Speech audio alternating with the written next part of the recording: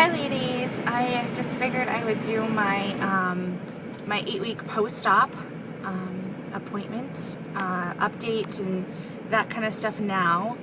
I'm doing it about a week early, but whenever I get the time to do videos, I just do them because, yeah, it's it's crazy for me right now. But so far things are going good. I am now about 8 weeks post-op and I've lost 45 pounds. So in 2 weeks I've lost 5 pounds. I hit a stall, which is what ends up happening when, you know, your body just kind of plateaus for a little while, and then you have to make changes and you have to kickstart things. And like, I started back on my Zumba and exercises that I haven't been able to do because I've either been sore or things like that. So the 5 pounds is pretty much from 185 to 180 has been just in 1 week. So there was a week there, you know, about 10 days that I didn't lose anything, and that's okay. I had to change some things in my life. Like, when I first had surgery, I bought the entire Celebrate bariatric vitamin line. You know, the chewables, the $60 a month, you know, the really expensive things. And to be honest, I took them right after surgery. I was doing good with them, and then something happened when I switched from liquids to regular food that my body just didn't like it at all. Like, and the tablets, like, I was supposed to take 3 calcium supplements a day, and I was supposed to take 1 vitamin in the morning and 1 multivitamin at night. And the discs were like this big that I had to stick in my mouth, and I had to chew and chew and chew. And I had to do like 5 of those a day between the calcium and the vitamins and stuff. And when your stomach is the size of an egg, I just don't understand how they think that you're supposed to have these 5 huge discs that you're supposed to chew on throughout the day, have your water, have all your food. It just wasn't working. So I actually wrote down all of the things on the back that I was supposed to have a day, like the vitamin equivalents. And I went down to Walmart and I got the adult Flintstone chewable vitamins, and it says to take 1 a day for an adult. So I take 4 a day. I take 2 in the morning and 2 at night, and that gives me the equivalent of the bariatric vitamins. And they're literally like this big, so small, and I can handle it. And then for the calcium, they make this liquid calcium by Wellies, and you get it at Walmart, and it's you shake it, you put it in the fridge, and the normal adult is supposed to have 1 tablespoon, so I have 3 tablespoons of that a day, and I mix it in my water, and I stir it up, and it's like coconut water. It's so good. So I have actually been able to now, for the first time since a week after surgery, getting all my vitamins in and all my protein in. And I am telling you the difference between that, because I would just avoid the bariatric vitamins because they're just so big and so much to take, and I just couldn't do it. So I actually just found regular vitamins, but I'm taking more than their dose, the bariatric dose, and it's been great. Like, my hair looks better than it did in just the, you know, 6 weeks of trying these new things. My protein, since doing the protein water, I mean, it's been great, and the weight has been coming off better because of it. So a lot of times I recommend to the people, like, if you're watching this and you've had RNY or you're going to have the RNY, my advice is to just don't go with the bariatric vitamins and supplements, because they tell you to do it and they want you to do it and they push it and they push it because I think they make money off of it. You know what I mean? They make money, a certain percentage, if they can sell you this stuff. Totally has changed my life going off of it, which kind of doesn't even make sense, but it does, because the amount that they want you to take, you can find that same amount in non-bariatric vitamins that are more potent, but they're smaller. You don't have to take these huge horse pills and these huge things to get the vitamins in that you need. So I learned that, and it's exciting. So in the 2 months since surgery, losing 45 pounds, it's been great. It's very easy to compare yourself to other people. And so, you know, when they're losing like 60 and 70 in 2 months, I do have to try to remind myself that I started off weighing less, and I've lost more dress sizes. So the weight number doesn't matter so much to me. Like, I started off at 18, 20, and I'm now at 11, 12 in just 2 months. So whereas some people, they're like, I've lost 80 pounds, but only 2 dress sizes. So it just depends, and everyone's different. So I would rather have the sizes go down than the actual number of weight. So that's kind of the update on that. I've had a few issues, and the only issues I have had has been with soft bread. I don't know if you guys can see with the light. The sunlight's kind of weird. Soft bread, it has to be completely toasted beyond. I think I talked about that in the other video. But I was able to start vegetables and fruit. And with the vegetables, I'm having no problems. I tend to want to steam them or put them in the microwave and make them really soft, just because it's easier, and it's easier for me to chew them. There is this Thai place down the road from me, and if I order one of their meals to go, it normally lasts me a week's worth of lunches, so that's kind of nice. So with someone spending $10 or $12 on a meal, we'll sit down and they'll take half of it home and they'll finish it in 1 or 2 meals. It takes me 7. So I get the most out of taking stuff to go and to go home. So there's this high seafood, brown rice with vegetables, and they steam the crap out of it, and they put this like low spicy curry sauce on it, and oh my god, I get almost my daily protein in just having that, you know, in small meals. It's so good. So those have been some things that I've been doing. I've started up Zumba, you burn like 600 calories in 1 hour. It's insanity, which is about what I eat a day. So that has really kickstarted my weight loss too, and it's toned up a lot. I'm enjoying that. The only bad update that I had to share was I started hemorrhaging. I think it's my body trying to clean itself out. I hadn't had periods for months, you know, and so my body's trying to regulate itself. And my doctor gave me Provera to help, but since having the bypass, certain medications, alcohol, things like that, have a dramatic, 5 times more of an effect on us because it hits our bloodstream so much quicker, because we don't have like the 6-cup stomach that most people have. We have a egg-sized stomach.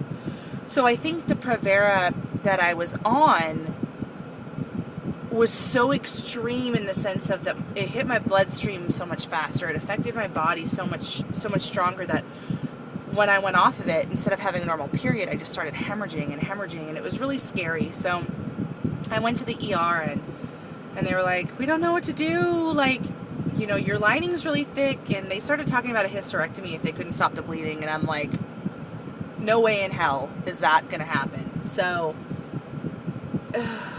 so bad.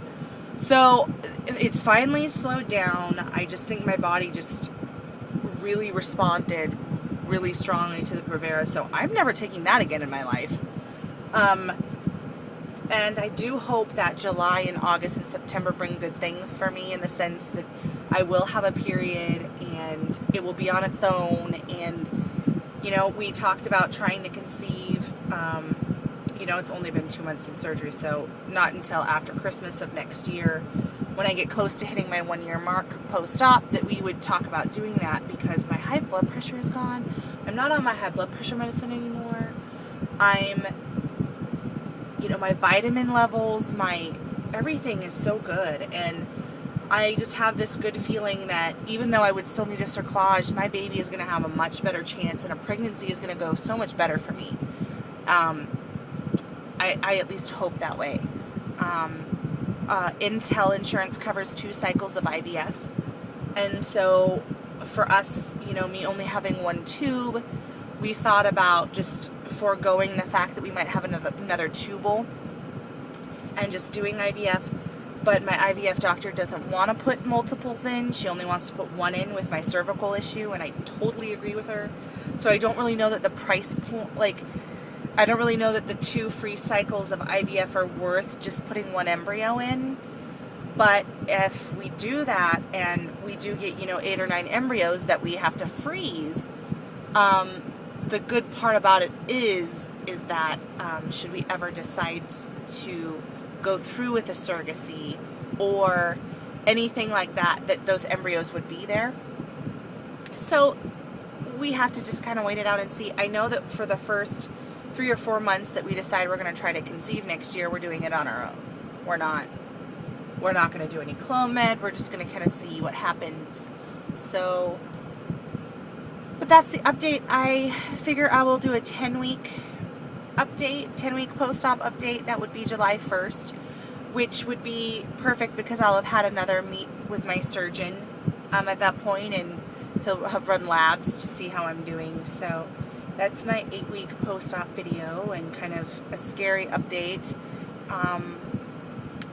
So I know that in a couple days, Aaron Jr.'s, by the time I post this, it might have already passed, but Aaron Jr.'s 2-year anniversary in heaven is coming up, and I'm a little sad about that, but, I'm in a really good place in my life, and so when I think about my kids, it's normally very happy, and it's normally I feel like their presence is with me, and it's more of a comfort than it is a sadness anymore. And so that's really helpful. And I think over time it doesn't get easier, but the pain lessens, so you can focus more on the happier memories or the things that remind you of them that are happy, at least for me. I can't speak for everyone. Don't get me wrong, I do have days where I don't want to deal with pregnant women. Pregnant women freaking piss me off, and I just am tired of all their griping and complaining, and it's like, you're 38 weeks pregnant. Be happy, be blessed. I understand your back hurts, but grow the fuck up. Like, I would give anything to be in your shoes, Do you want to trade me? And then, when you get to 20 weeks pregnant, worry that your baby's going to fall out? Which would you rather have? A sore back? And a baby at the end? Or my problems? Like, bitch, you don't even want my problems.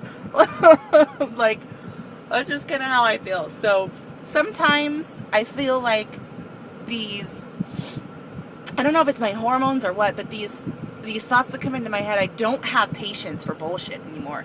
I used to have a lot of like, oh, that's okay, walk all over me, oh, that's okay, you poor thing, I know that being 37 weeks with twins has got to be hard. Like, no, that shit, I don't even, like, that shit doesn't even, no, I have kind of this attitude that if you don't treat me right and you're not treating me how I deserve to be treated, then sayonara,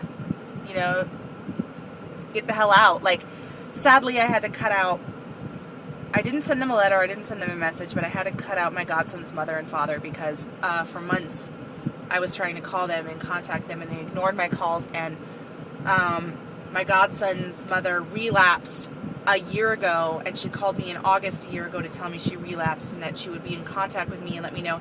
And it's almost August again, and she has yet to fucking pick up a phone and call me or text me to let me know anything, and her husband is starting to avoid me, and I just, like, it's so unfair, like, I feel like I was used the entire time, they got free childcare out of me, and, I pretty much picked Amanda up as she's,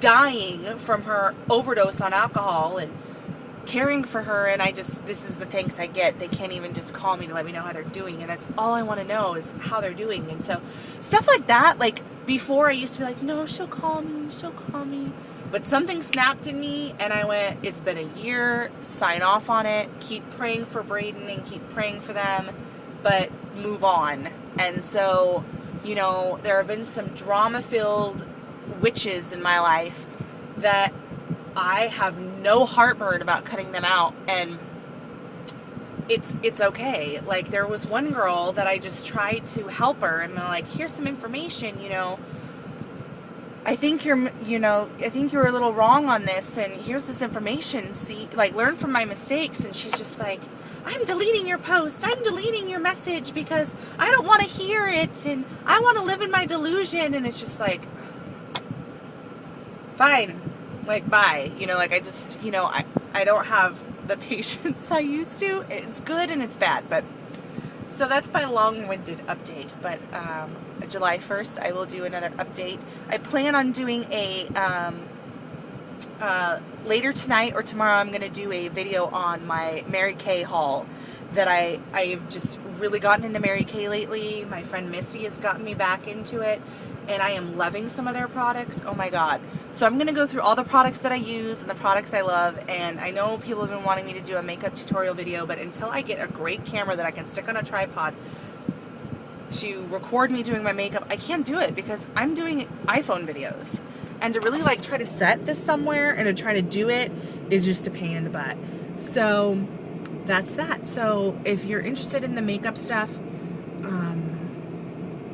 I will be posting that either tonight or tomorrow. So, all right, I will talk to you guys later. Bye.